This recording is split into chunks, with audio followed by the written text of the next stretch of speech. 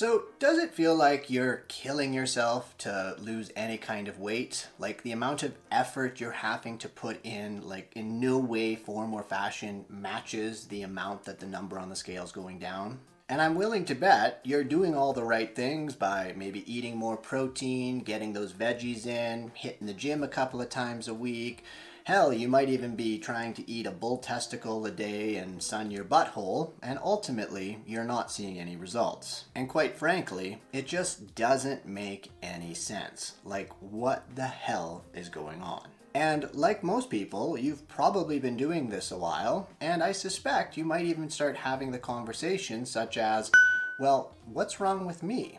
Am I the broken one? Am I fundamentally flawed and I just can't get this while other people can?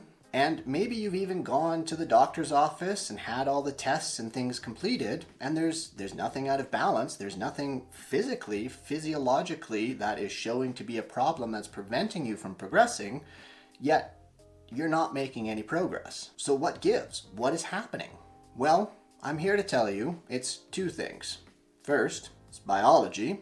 And number two, it's your human psychology. Let's talk about the biology first. You see, as great as our modern environment is, where we have our nice warm houses, we have the lovely grocery stores, we've got all the technological things that we want to really make our lives pretty frickin' awesome. Our bodies and our brains ultimately aren't meant for this kind of world.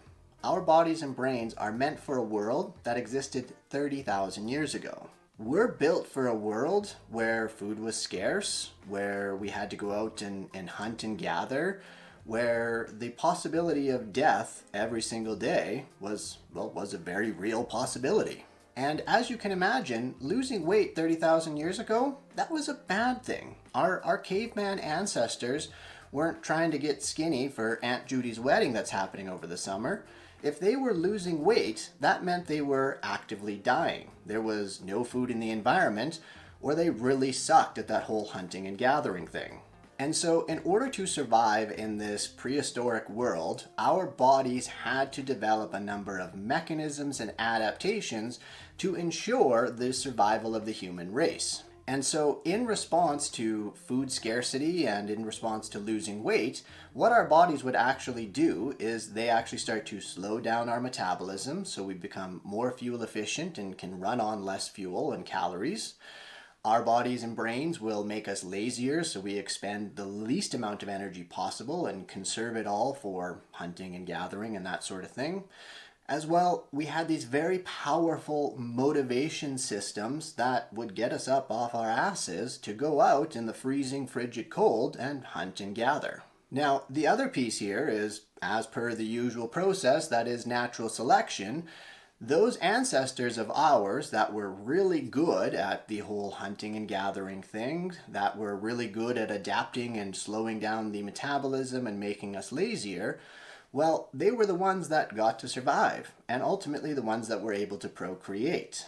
And unfortunately, the ancestors of ours that were, skinny and beach body ready and stuff like that, well, in that environment, they would have died. And so they are no longer with us and did not get to pass on those genes to the modern environment we have here today. So we have our modern environment now where we are now planted into, and we came from ancestors that were really adept and really good at surviving in a world that is not our modern environment and where food was very scarce. Heck, our hunting and gathering skills have gotten so sophisticated at this point that our food via DoorDash literally comes to us. And so if we have this biology makeup of body and brain that's very effective for a world that existed 30,000 years ago, and we then have this environment that gives us everything and has all the food and everything like that we need in it, when those two things collide, we get the obesity problem. And ultimately, weight loss becomes really effing hard.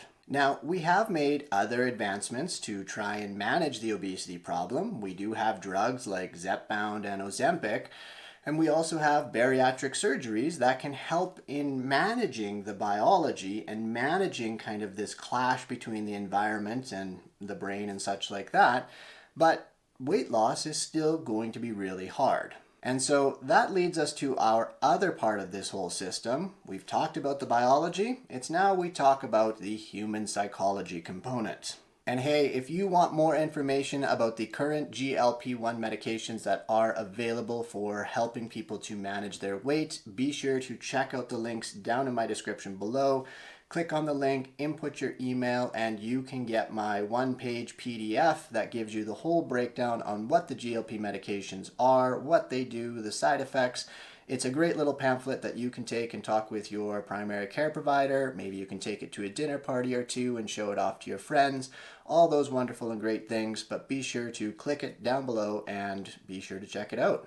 So, human psychology is both fascinating and also a pain in the butt. You see, humans are meaning-making machines.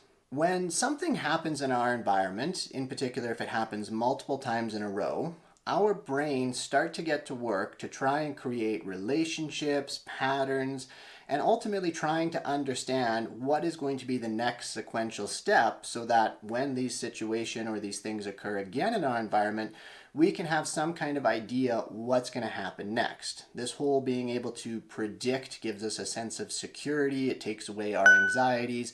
And 30,000 years ago, it also gave us more confidence that we were going to be able to survive and there wouldn't be a saber-toothed tiger around the corner. And so what our brain does is it creates a number of rules or assumptions about how the world around us works. Unfortunately, most of the time, these rules and assumptions are wrong, or at least they're wrong for most situations and really only apply to specific situations, but in human fashion, we try to take one thing and apply it to everything. If you've ever heard of the saying, assuming makes an ass out of you and me, well, that's kind of where it comes from. Now, early on in our lives, we were taught and ultimately developed the assumption that everything in life should happen in a linear fashion. So what I mean by that is the amount of effort you put in should put out X amount of progress. As an example, if I studied, say, 2 hours for an exam, well, I would do much better on that said exam than if I only studied for 1 hour. And ultimately, we then kind of took that learning and assumption and we try to apply it to weight loss. We believe that if I put in X amount of effort, I should get X amount of weight loss out of it. It should be happening in a nice linear straight line where it just goes up and up and up. The effort to weight loss ratio is 1-to-1 and the world is beautiful. We should be able to continue doing that forever and ever until we reach our goal weight, and then we just go and do whatever we want, and we should be able to just maintain our weight at where we want it to be. If only life could be so simple. We would all be riding on unicorns and dancing on rainbows. So while school may have been a linear relationship and most mundane things in life, such as, if I drive at 100 kilometers instead of 50 kilometers an hour, well, I'll get to my destination twice as quickly. Whenever we add something in that has more complexities to it, that whole idea of simplicity goes out the window. And as we've already reviewed, weight loss is not a simple process. It is a complex interaction between thousands, if not millions of years of biology and our now modern environment. And unfortunately, your effort to result ratio is going to be quite awful. In fact, the more weight that you lose, the worse that this ratio is going to get. And so, as you can see by this graph here, it might start off, going pretty well, but eventually you're going to start getting some diminishing returns. And every single pound, every single gram that you lose beyond a certain point, well, you're going to have to fight tooth and nail to get more off. And hey, if you're getting some value out of this content, don't forget to hit that subscribe button down below. Turn on your notifications so you don't miss out when I put out another video. As well, be sure to check out the YouTube membership side of my page. I've set up a thing for the OG members. When you sign up, the perk you get, the main one, is that you get exclusive access to myself once a month where I do a YouTube live just for the OG members. You can ask all of your specific questions. I usually cover cover a topic or two that's kind of pretty relevant in the weight loss, weight management space. That'll also help you to be more successful on your weight management journey. As well, we've got a whole pile of other goodies and content coming out for the OG members of my YouTube membership. And of course, I always appreciate the support that you guys give me there because I do all of this in my spare time. So that support is greatly, greatly appreciated if you sign up. Check it out. All the links and everything like that are down below in the description. So obviously this whole weight loss process is just great. Just so great. And as you can see, and perhaps you've maybe even experienced up to this point in time, that you can pretty quickly start losing your mind. And what a lot of people will eventually do is they will start going back to their old habits and patterns because it just gets too damn hard. And again, the medications and surgeries, they can help, but it's still going to be really fucking hard. So I'm sure the next big question you have is, well, what do we do? How do we deal with this? Well, the great thing is that you now have some perspective on it. You have the awareness that this is what actually is the problem. So you can promptly stop blaming yourself and stop thinking that you're the issue and that you're broken in some kind of way. You are literally dealing with an obesogenic environment colliding with your thousands upon million years of biology and your ancestors that were just doing the best they could, and they just happened to be really good and got to keep living on, while as the skinny ones all died off. Next, we also know that there's going to be suckage ahead, so we can start to change our perspective and idea around that and recognize that it won't be linear. It won't be I put in X amount and I get X amount out of weight loss. It's going to be a lot effing harder.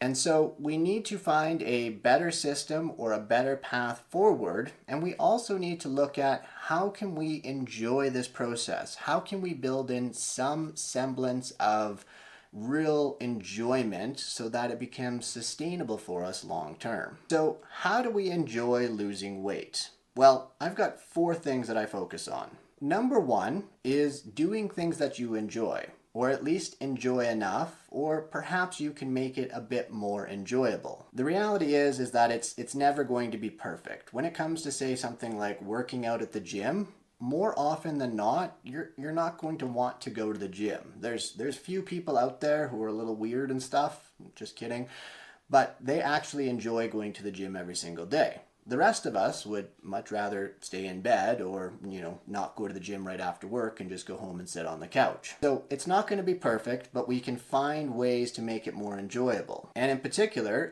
if you don't like running, then why on earth do you think running to lose weight is going to be something that's going to be sustainable for you? Or if you don't like bull testicles, or maybe you're tired of getting tickets for indecent public exposure for sunning your butthole and stuff like that, and you really would rather not get those things, well, clearly you need to figure out something that is a bit more enjoyable for you. And that can be even something as simple as watching your favorite TV show while you're on the treadmill or listening to your favorite podcast. Find the ways and figure out what you can do to make it more fun. The second thing we want to do is we want to focus on what we can control. Hopefully this goes without saying, but you can't control the number on the scale. If you could, well then things would be in a nice linear relationship, and again, we would be riding unicorns and dancing on rainbows. But clearly that is not the case. So focus on what you can control. Those are generally going to be things like behaviors that you can engage in, that you can check off of your list, that are ultimately going to help you to influence that number on the scale. I mean, have you ever tried to control another human being? How did that honestly go for you? Did they end up just doing whatever the fuck they want and you're left there pulling your hair out? Yeah, that's ultimately what's going to happen if you try and control things that you can't control. Item number 3 that you want to do, you want to make things as easy as possible. White knuckling it and trying to surmount some inhuman amount of discipline and stuff like that just isn't going to work long term. You need to hack your environment. You need to build things in so that it just happens more easily, or at least more likely to happen. As an example, if you want to eat more veggies, but there's currently no veggies in your environment, well, putting veggies in your environment is ultimately going to make it more likely you're going to eat those veggies. Now, the final thing here, and I think probably the most important thing here, is you need to be patient. That That is just the reality. Weight loss and even maintaining your weight, it is going to be a journey. It is going to take a long time. Your effort to reward ratio and the ultimate suckage that you're going to live through is going to be high.